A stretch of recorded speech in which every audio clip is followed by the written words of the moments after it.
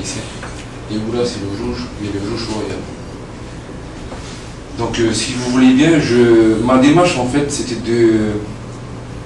d'attirer le regard des gens sur ce produit. C'est une belle couleur, une belle texture, un bel éclat. L'éclat, vous le voyez également à la couleur où vous voyez plus la brillance du produit, avec les paillettes qu'il y a. Donc c'est le premier sens que je voulais éveiller chez le contemplateur ou la personne que je souhaite séduire. Ensuite, le deuxième sens que je voulais éveiller, c'est l'odorat. Parce que lorsque vous le sentez, il y a une certaine tonicité.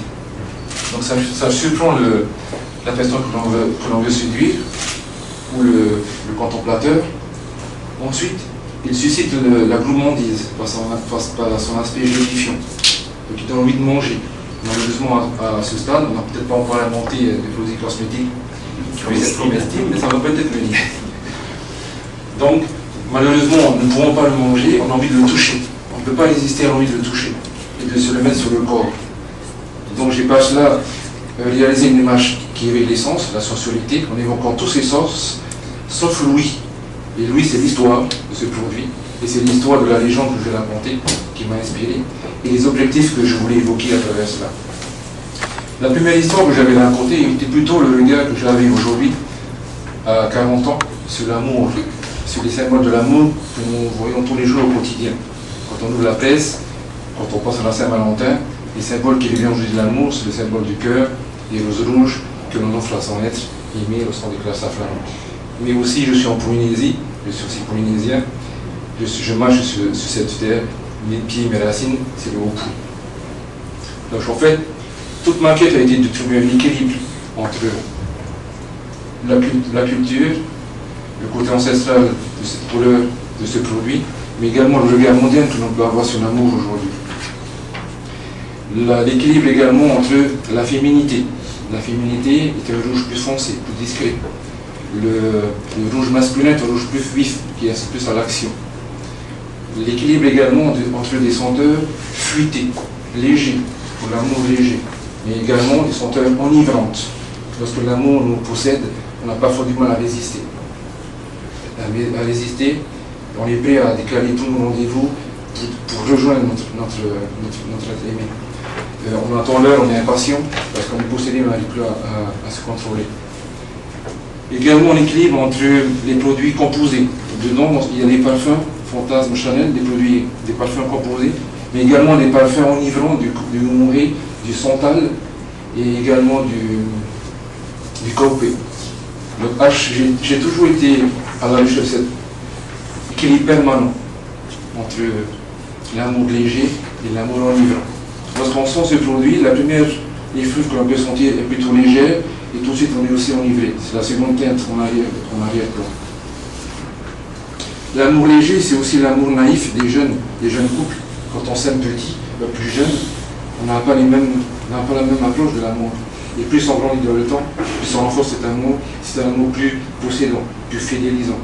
Même quand on fait l'amour, quand on est plus jeune et quand on est plus avancé en âge, on ne fait pas l'amour de la même façon.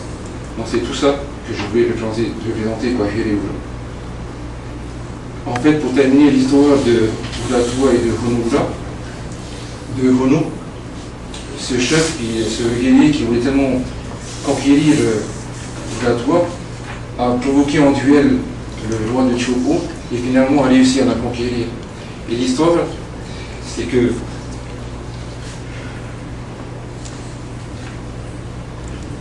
ils ont eu un nom de baptême de mariage, et le nom de baptême c'était Honoula. Aujourd'hui, ce qui me permet de vous rencontrer aujourd'hui, c'est ce gel, c'est le lien qui nous unit aujourd'hui. On peut aussi l'appeler le Honoula,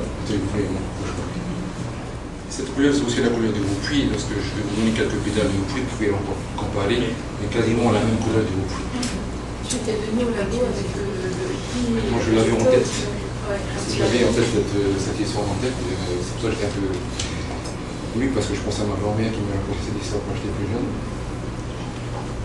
On a trouvé aussi, je crois, de manière assez unanime que c'est un produit qui se comporte bien sur la peau, c'est effectivement il claque au début, et puis après, c'est comme un vin, il se délite pas, Mais il s'apaise un petit peu, pas trop non plus pour éviter de perdre la saveur de l'odeur.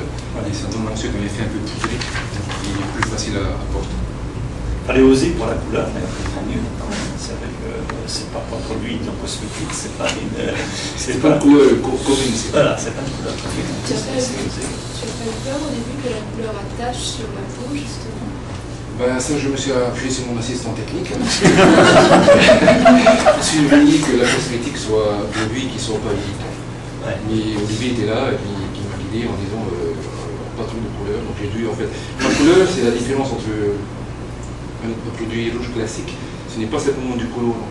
C'est l'alchimie entre le colorant que j'ai mis qui est plutôt rose, pas trop, ensuite le gélifiant et la combinaison des paillettes. Donc c'est une composition des Oui, couleurs. parce qu'en fait, j'ai remarqué que ton produit, même s'il est de ce rouge-là, il ne tache pas. Il ne tache pas. C'est toujours la recherche Le colorant est moins. Enfin, maintenant, je comprends mieux. Vous êtes directeur financier de l'OPT, donc vous avez de l'autorité, vous avez sûrement des subordonnés. Oui. Et à côté de ça, vous avez une passion pour la création, la décoration. Vous avez même fait une gamme de chemises. Oui, ben, c'est celle-là. J'ai commencé par 2 modèles et on a fait 7 dans le modèle actuel. Donc Théiva, que vous voyez tout à l'heure, et mon frère qui s'est joint aussi au projet. Donc on est un peu au début, c'est quelque chose que j'avais envie de faire depuis très longtemps. Mais bon, on est pris par les habitués quand on est plus jeune de s'installer, de faire sa carrière et à un moment donné, la création peut être vraiment fou. Donc on a besoin de s'exprimer.